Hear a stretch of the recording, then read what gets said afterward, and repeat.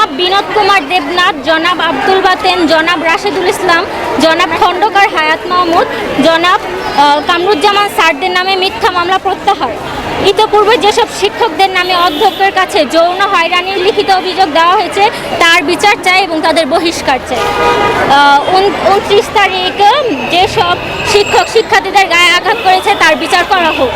সর্বোপরি যার ইন্ধনে Morgan school শিক্ষার পরিবেশ নষ্ট হচ্ছে সেই পদত্যাগকারী সাবেক সহকারী প্রধান শিক্ষক জনাব লাইলা আক্তারের পুনর্বহালের অপচেষ্টা বন্ধ করতে হবে। মানববন্ধনে আমার দাবি হচ্ছে স্কুলের সুষ্ঠু পরিবেশ বজায় থাকবে এবং টিচারদের বিরুদ্ধে যে মিথ্যা মামলা দেওয়া হয়েছে সেটা যেন অচিরেই প্রত্যাহার করা হয় এবং আওয়ামী লীগের দোসর লাইলা আপা যেন স্কুলের জীবনে আর কখনো ব্যাক করতে না পারে, কারণ স্কুলের যত অনিয়ম যত দুর্নীতি ওনার সময় হয়েছে এবং উনি ওইখান থেকে বারবার বিভিন্নভাবে আপনার এনকারেজ করতেছে কিছু টিচারের মাধ্যমে। আমার আরেকটা কষ্টের কথা হচ্ছে শাহজাদা স্যার ছিল, জুবাইর স্যার ছিল, দেন আমার যারা সোহান স্যার ছিল, তারপরে ছিল হচ্ছে মাহাদি স্যার ছিল, দেন হচ্ছে শাহানু স্যার ছিল, আর হচ্ছে যে স্যার আমাদেরকে রক্ষা করছে তাদের উপরও হাত তুলছে, তার সাথে ঝগড়াও করছে, এমনকি আমাদের কতগুলো মেয়ে টিচার ছিল যাদের তাদের উপর হাত তুলতে আসছিল এবং স্টুডেন্টদের তুলছে। আমরা তো চেয়েছিলাম শান্তিপূর্ণ পরিবেশ, এরপরও আমাদের পড়ালেখার উপরে তাদের এই মানে অন্যায়, আমরা তো কোনো অন্যায় করি না, তবুও আমাদের উপরে এরকম হাত তোলা হয়েছে। এই মানববন্ধন আমাদের শিক্ষকদের নামে মিথ্যা মামলা করা হয়েছে, যেটা সম্পূর্ণ ভুল। মামলায় ছিল ম্যাজিস্ট্রেটকে মারা হয়েছে, কিন্তু ম্যাজিস্ট্রেট সসম্মানে এসেছে, তদন্তের জন্য সসম্মানে বের হয়েছে, কিন্তু এই স্কুলের কিছু চাটুকার শিক্ষকরা মিলে আমাদের ভালো শিক্ষকদেরকে ফাঁসানোর চেষ্টা করছে যে মারছে, এই করছে, সেই করছে, কিন্তু মিথ্যা। এই মামলা সম্পূর্ণ মিথ্যা। এমনকি বহিরাগত কিছু লোক স্কুলে ঢুকতে চাইছে, টিচাররা তাদেরকে আটকাইছে যাতে স্টুডেন্টের নিরাপত্তার জন্য, কিন্তু স্কুলের কিছু শিক্ষক স্কুলের গেট খুলে দিতে চাইছে যাতে বহিরাগত সন্ত্রাসের ভিতরে ঢুকতে পারে। এই কারণে তাদেরকে এমন ভালোভাবে ফাঁসানো হয়েছে।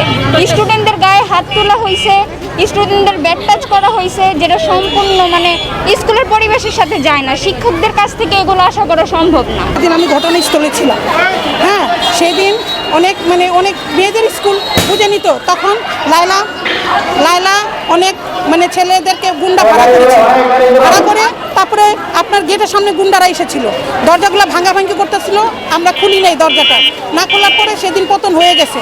এই ইস্যু নিয়ে এখন স্কুলের ভিতরে কিছু দল হয়ে গেছে, দুইটা দল হয়ে গেছে, বুঝছেন।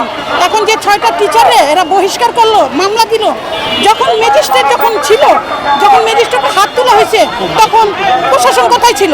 তখনই তো অ্যারেস্ট করতে পারতো শিক্ষকদের, যে এখন আপনি কেন ওকে মারলেন।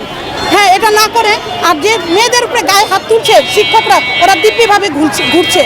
কিন্তু আমার দাবি হলো এটাই যে আমাদের যে 6টা টিচারকে মামলা দিয়েছে এটা প্রত্যাখ্যান করা হোক, আর যারা মেয়েদের উপরে হাত তুলছে ওদের শাস্তি চাই। উনি আমি যে বসছি, আমার সামনে যে টেবিলটা ছিলেন ওই টেবিলটার উপরে উনি বসে বললেন ম্যাজিস্ট্রেট রাশেদুল ইসলাম সাহেব, তো টেবিলটার উপরে বসছে, তো এরই মধ্যে মেয়েরা ওই রুমে ঢুকছে, তখন মেয়েরা বলতেছিল তখন বলছে তোমার বাবা কি করেন, কয়েকটা মেয়েকে উনি জিজ্ঞেস করছেন তোমার বাবা কি করেন, তোমার নাম কি, তুমি কোন ক্লাসে পড়ো, তোমাকে টিসি দিব, তোমার বাবাকে আমরা চাকরিচ্যুত করবো, তো এরকমই বলছে।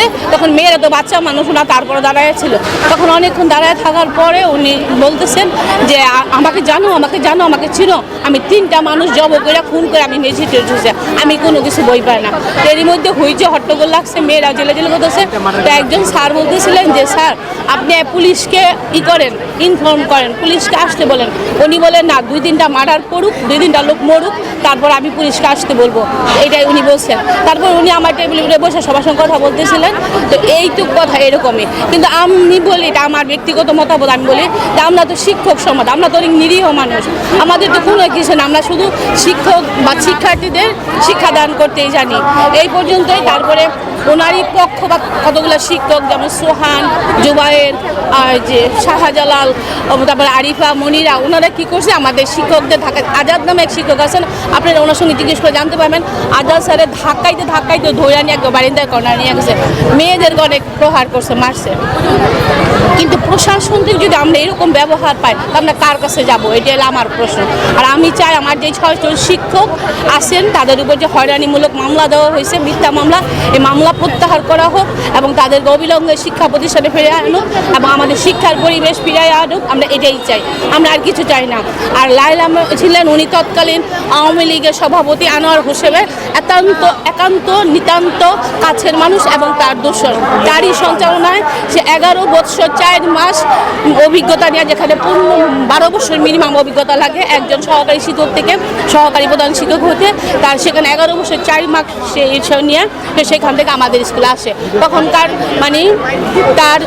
তাদের সঞ্চালনায় তাদেরই সহযোগিতায় সেখানে প্রধান শিক্ষক হয়ে আসে, সহকারী প্রধান শিক্ষক হয়েছে। না, আমার সমস্ত শিক্ষকের পক্ষ থেকে আমাদের সবার দাবি, একটা দাবি, দুইটা দাবি। প্রথম দাবি হলো আমরা এই শিক্ষকদের হয়রানিমূলক মিথ্যা মামলা প্রত্যাহার চাই। 2 নম্বর হলো ফ্যাসিস্ট যে লায়লা আক্তার, ওনাকে আমরা মর্গেন স্কুলে চাই না। আমার দাবি এটা, স্কুলের শিক্ষক, স্কুলের অভিভাবক, স্কুলের ছাত্রী, এই এলাকার এলিট পার্সন যারা আছে সবারই সাক্ষী এটা।